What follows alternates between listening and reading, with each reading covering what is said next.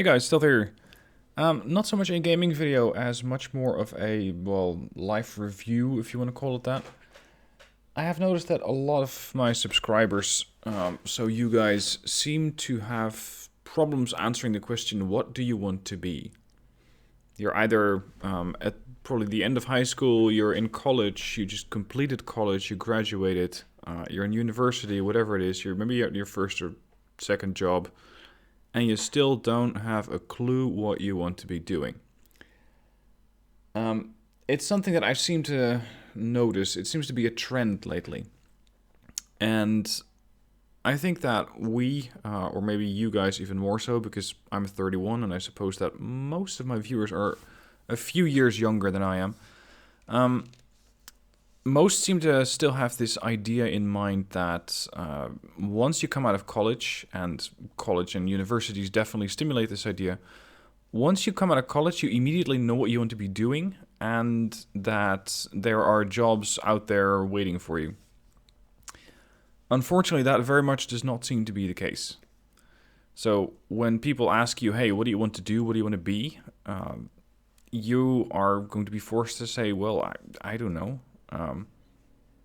I graduated, but I didn't particularly like the field that I graduated in. I kind of enjoyed doing X, Y, and Z during my college classes, but, well, is that going to be an actual job? I think that a lot of people are currently struggling with this. So, for starters, know that you're not the only one. Second, I'm 31 at this point, so sometimes the world seems to think that I'm supposed to have it all figured out. The more you move on, and this might sound like an old man's speech, the more you move on, the more you figure out that nobody has a clue whatever the hell they're doing. Everybody's just making stuff up as they move along. The problem is what I like to call the swan effect. Not my own creation, by the way. I picked this up somewhere else along the way that I was reading psychology stuff. The swan effect implies that what you see on the surface, so this swan very gracefully moving along the surface of a pond, for example, is not the whole story. You might see that somebody's doing very, very well. Everything seems to be going so smoothly for them, but why for them and not for you? What you don't see is what's below the pond or below the waterline. And that's where that swan is kicking like a motherfucker, as they once said it in the book. And they are really working hard. They're struggling. They're trying to keep that forward momentum going. They might very well not want to be doing what they are doing. They might not even have a clue themselves. So where am I trying to go with this whole what do you want to be story? It's perfectly okay if you don't know what you want to be. The world is going to be changing so much in the next couple of, let's say, 2 decades, maybe 3, and of course after that as well, that stuff that we take for granted now is either not going to be around anymore, or the job that you are going to be training for will not exist in 5 to 10 years. Now, this might sound like, oh my god, whatever the hell are we going to do about that? There are going to be, at least this is the estimate, in 2030 there are going to be about 47% less jobs than there are now, or at least 47% of the current existing jobs will disappear. So that means that while 47% of jobs will disappear and might get taken over by AI, automation, whatever, there will also be new jobs. And that's the whole catch. There will be new jobs, and new jobs that we probably haven't even figured out yet. We don't even know what those jobs are going to be. So what I think is very important for those of you who still have this question, what do you want to be? And the answer being, I don't have a clue. Stay adaptable. Make sure you can learn new stuff quickly. Keep your brain fresh. I think more and more, and maybe this is confirmation bias because I really want it to be true, I think generalists are going to be the ones who come out on top at the end of the road. Because somebody who knows a little bit about a lot of topics is able to get that large overview. They're able to get that big picture And they're able to combine concepts from, let's say, different departments, different interests, different fields, and come up with interesting solutions. Specialists will always be necessary, but the problem with the specialist, especially now, seems to be that whatever you're being trained for, whatever specialism you're developing, it might be outdated in a couple of years. And what are you going to do then? That's why I mention stay adaptable. Keep moving, and most importantly, try to figure out what you're good at. And that is another thing that I wanted to address in this video. Figuring out what you're good at is hard because it is so natural. And that's the whole irony. Because whatever you're very good at is something that comes naturally to you, and you might not realize that it does not come naturally to others. This whole, it comes naturally, let's say, let me try to give you an example. Whenever I walk into a company, a place, whatever, I always try to think, okay, what can I do better? What would I improve? What sort of small things could they do to change the behavior for the better? For the longest time, I thought that was normal, and that everybody does this, that everybody has this attention to detail and this that sort of innate drive to improve or to help people improve their situation. It turns out that that's not exactly the case. Most people don't give a shit. That's maybe a bit plain, but the longer people work at a company, the longer they exhibit a certain type of behavior, well, the more normal things become for them. And the same goes for their particular talent. In April, I started working at a job, and I ended up at the support department of an IT job, or an IT firm. They made accounting software.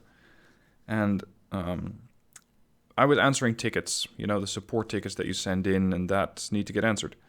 So the way that the messages were always supposed to start was, thank you for your message. And I always thought that this was very disingenuous because we're support staff. We are not happy getting support tickets by the very nature that means that something has gone wrong. At the same time, I thought, okay, so why are we putting that in there? What exactly is the point?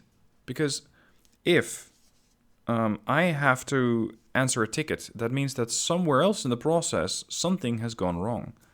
That means that somewhere else in the process, let's say with the customer initiation or the customer training, something has not been explained properly, and now they're asking me for help.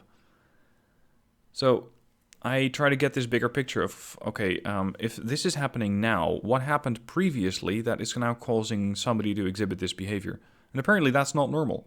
Apparently that is my talent, or at least one of my talents. And to complete the story, I started asking people, hey, why do we write this in our tickets? Why do we continuously write this, hey, thank you for your message? Because it is such a standard term that nobody on the receiving end is going to be too impressed with it. They're going to think, oh, right, another canned answer. Really? And at the same time, when I was asking people, they didn't know. I had a supervisor, a guy who was there 10 months, because it's still a really young company. And I asked him, hey, why do we write this? And he said, I don't know. It was like this when I got here. And I was like, what, really? But you're highly educated. You're a smart guy. Why don't you question this? So we went to the supervisor of the team in general. And that was a guy who was at the company for 3 years and who had been doing this job for 3 years. And I asked him, hey, why do we write this? He says, well, it was like that when I got here. I was like, oh my God, are you serious? And that too is a really smart guy, but apparently asking questions about this type of behavior and asking questions about why something is done the way that it's done and figuring out how it can be improved was not part of their thinking pattern, where it is very much of mine. So through those seemingly inexplicable things, your talents might reveal themselves. I would love to help you guys figure out your talent. I'm not a talent scout or anything like that, but I am pretty good at spotting patterns. So if you want to get some help with that, just put down below in the comments what you think or what you are automatically good at that other people might not be that good at. Try to write that down. Or if you are doing a particular thing very well, people might comment on that saying, oh damn, you're really good at that. But you don't spot that for yourself. So if you have, how am I going to put this? Put down in the comments what you think might be your talents and why, if that is something that you want to reflect on. I mean, this is the internet. I will moderate these comments, so if people really fly off the handle, then I'm just going to start deleting comments. But overall, you guys seem to be really reasonable and seem to really care for each other's comments and be willing to help each other. Okay, so long ass rant. Why did I make this video? Because I still don't know what I want to be. I'm starting to more and more get an idea what it is going to be, but it took me, after high school, age 18, about 13 years to figure out what it is. And on top of that, I believe that whatever you decide now is going to be valid for the next 3 to 5 years, and then you might get bored, or the job might simply change or disappear. So when somebody asks you, what do you want to be? I think the question is wrong. I think the question should be, what do you want to be right now? Or where would you like to be in 2 years? Because what do you want to be sort of implies that it is something that you're going to be doing for a long, long, long time. And that is simply no longer going to be true. Anyway, long story short, if you are struggling with the question, what the hell do I want to be? What should I be doing? There isn't really anything that you should be doing. I think keeping your keeping your brain flexible, being able to learn new skills or adapt to new situations quickly helps. And believe it or not, but a game like Wargame does help you. It's often, I think, neglected or negated, but games, especially games where you have to adapt and improvise, those games can help you just master that skill. Recruiters might laugh you out of the room when you say, yeah, I learned my adaptability by playing a lot of games. And they're going, what the fuck? But I think it's true. So whatever people keep saying, I'd say keep gaming. Because it does definitely stimulate your brain. And who knows, it might even help you figure out this question, what do you want to be? Okay, that's just something I wanted to address. Not exactly gaming related, but more of a meta life thing. It's perfectly okay if you're struggling with this. I think many people are, despite it not being talked about. So let's talk about it here. You can just put down whatever you're thinking down below in the comments, and I read every comment on every video. So very much on this one, and I look forward to seeing what you guys are struggling with, what you guys are coming up with, and what you guys' talents are. Or if you have a blind spot talent-wise, try to write down what you really like doing. And maybe we as a collective group can figure out what your talents might be. All right, that's it for now. Thank you guys for listening, and I shall see you soon in another video.